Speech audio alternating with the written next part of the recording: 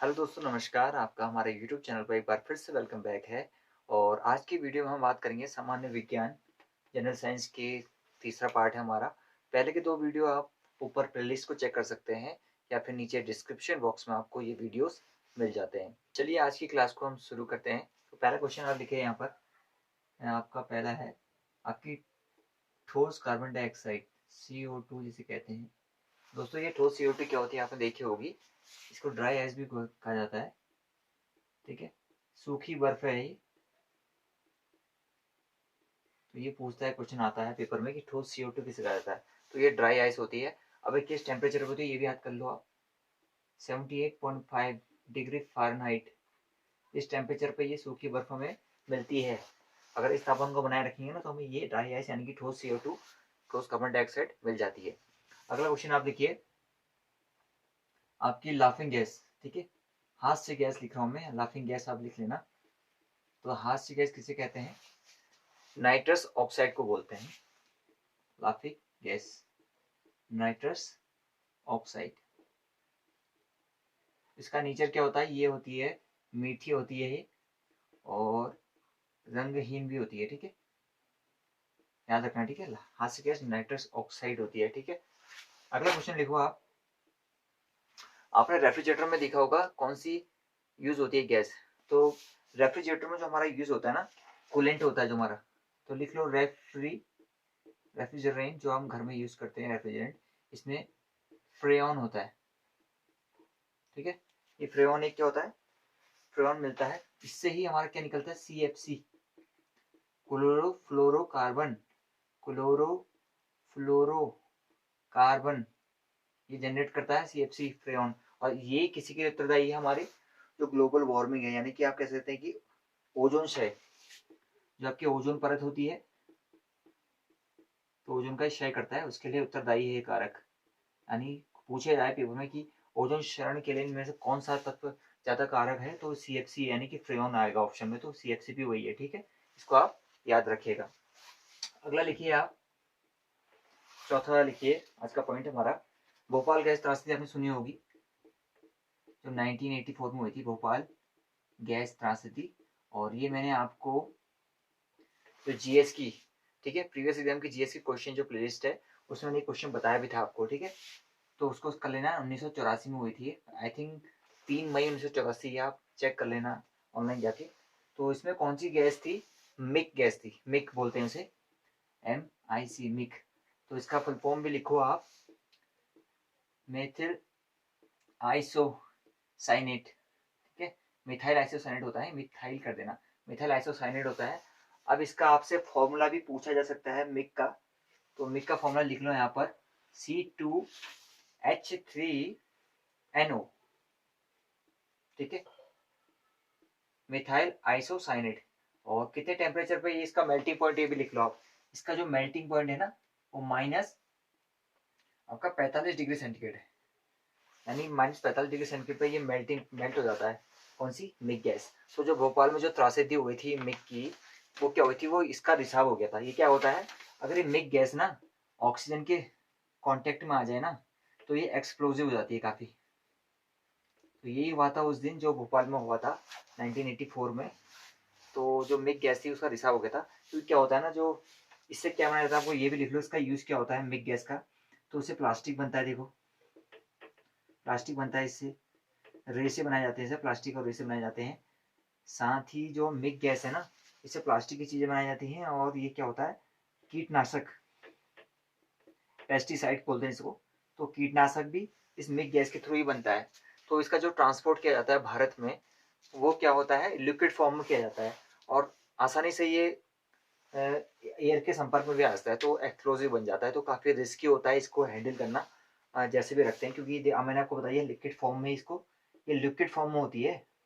ठीक है, जब इसको इधर उधर ले जाते हैं या कहीं से मंगाता है अगर भारत मिक गैस को, इसका यूज क्या है कि प्लास्टिक बनाने के लिए, रेशे और कीटनाशक बनाने के लिए मिक गैस का प्रयोग किया जाता है। ठीक है, चलो अब आगे बढ़ते हैं। इसको मैं इरेज करता हूँ। देखो आप, अगला क्वेश्चन हमारा है, स्थल पर उगने वाले, यानी कि जो हमारा ये है स्थल है, हमारा भाग है, जमीन का भाग, इस पे उगे या फिर पानी पे उगने वाले सबसे पहले वाले पौधे क्या कहलाते हैं? तो लिखो आप, स्थल पर उगने वाले पौधे क्या कहलाते हैं? तो इन्हें बोला जाता है ब्रायोफाइट्स। ब्रायोफाइट्स। अभी बायोफाइट्स क्या कहेंगे आप? तो ये स्थलीय जगह पे उगते हैं, ठीक है, जलीय या फिर स्थलीय भाग में सर्वप्रथम उगते हैं, ठीक है। तो इनमें क्या होता है, बायोफाइट्स क्या होता है, इनमें तना होगा, पत्ती होगी, ठीक है, तना पत्ती इनमें मिलता है। इनको एक और नाम है इनका पादप जगत यानी प्लांट किंगडम का उभयचर बोला जाता है इनको। याद रखना, ऐसा क्वेश्चन ना पूछ दे वो कि इनमें से किसको, निम्न में से किसे पादप जगत का उभयचर बोला जाता है, तो आपको याद रखना है वो है बायोफाइट्स को कहा जाता है। ओके, ठीक है, चलो नेक्स्ट क्वेश्चन लिखो आप। अगला है हमारा लाल रक्त। जो हमारी आरबीसी होती हैं, रेड ब्लड सेल्स होती हैं हमारी, आरबीसी लिख रहा हूं मैं, लाल रक्त कणिकाएं बोलते हैं इनको। तो इनका निर्माण कहाँ होता है, ये पूछेगा। तो इसका निर्माण होता है अस्थि मज्जा में, ठीक है, अस्थि मज्जा में इनका निर्माण होता है। नेक्स्ट क्वेश्चन लिखो आप। वयस्क मानव शरीर में हड्डी कितनी होती है? वयस्क मानव शरीर में हड्डियां, ये भी पूछा जा सकता है, रिपीट हुआ है बहुत बार क्वेश्चन। तो 206 हड्डियां होती हैं, ठीक है, याद रखना। हाँ, चलो अगला लिखो। नील हरित शैवाल जो कल मैंने आपको बताया था, ब्लू ग्रीन एलगी, उसका किस खेत के लिए उपयोगी जैव उर्वरक है? किस खेत के लिए पूछा था? तो मैं सीधे लिख रहा हूँ ब्लू ग्रीन एलगी लिख रहा हूँ, ठीक है। नील हरित शैवाल है इसका नाम। नील हरित शैवाल जो है ये किस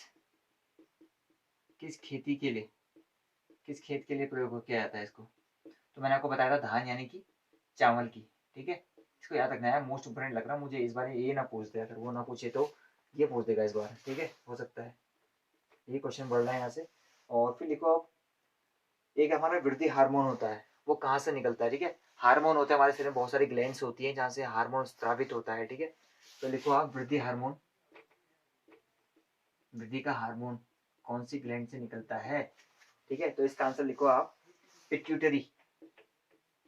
पिट्यूटरी ग्लैंड होती है हमारी, पिट्यूटरी ग्रंथि, इससे निकलता है हमारा क्या? वृद्धि का हार्मोन। ओके, अगर लिखो ऑक्सीटोसिन हार्मोन। ऑक्सीटोसिन हार्मोन कौन सी ग्रंथि से निकलता है? 11वां लिखो, ऑक्सीटोसिन, ऑक्सीटोसिन हार्मोन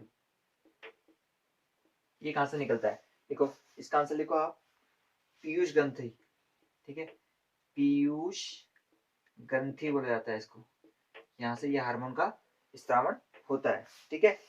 अब आप लिखो एक जैविक खाद। तो जैविक खाद होती है ना, बायोलॉजिकल जो हमारी वो होती है खाद, इसमें कौन सा प्रयोग होता है, क्या है इसके लिए उत्तरदायी है?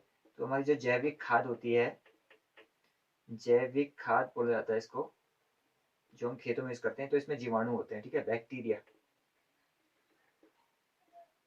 आप बता सकते हैं कोई ये बैक्टीरिया क्यों लिखा मैंने? जीवाणु इसलिए लिखा है, जो नील हरित सवाल होता है ना, ये भी तो जीवाणु ही है, एक बैक्टीरिया कहा जाता है, ठीक है। अगर क्वेश्चन ऐसा ही बन सकता है कि नील हरित सवाल इनमें से क्या है, कवक है, फफूंद है, ठीक है, विषाणु है, जीवाणु है, तो जीवाणु है, ठीक है। नील हरित सवाल होता है, ये एक तरह का बैक्टीरिया ही होता है। और एक लोग आप ये लिख लीजिए अरक्तता। अरक्तता रोग किससे होता है? इस शरीर में कमी हो जाती है ना, तो ये हीमोग्लोबिन के कारण होता है। हीमोग्लोबिन का एक लेवल होता है, आप जानते होंगे, जब आप टेस्ट कराते हैं डॉक्टर को, जब हमारे शरीर में बुखार होता है, कुछ ज़्यादा होता है हमें, तो हीमोग्लोबिन का लेवल हमारा नीचे चल जाता है, ठीक है। इसकी कुछ वैल्यू होती है 11 से 15 के बीच, ऐसी कुछ होती है समथिंग। तो ये हीमोग्लोबिन जो है रक्तता रोग का कारण है, ठीक है, या किसमें अगर कमी हो जाए तो, ठीक है। और जो हमारे कवक होते हैं ना, कवक, फंगस बोला जाता है इनको, तो ये क्या होते हैं? ये विविध पोषी होते हैं। अब आप समझ नहीं आ रहा होगा, जिनकी साइंस नहीं है, स्ट्रीम से नहीं है, विविध पोषी मतलब जो औरों को भी पोषक तत्व प्रदान करते हैं, ठीक है, विविध पोषी हैं, और उनके द्वारा भी अपना खाना बनाते हैं, ठीक है। चलो कुछ और क्वेश्चन बचे हैं, उनको भी देखते हैं। इसको मैं इरेज करता हूँ पहले। चलो दोस्तों, कुछ अंतिम क्वेश्चन हैं 4-5, उनको लिख लेते हैं। कोशिका का अध्ययन बहुत पूछा जाता है, तो कोशिका का अध्ययन लिख लो आप।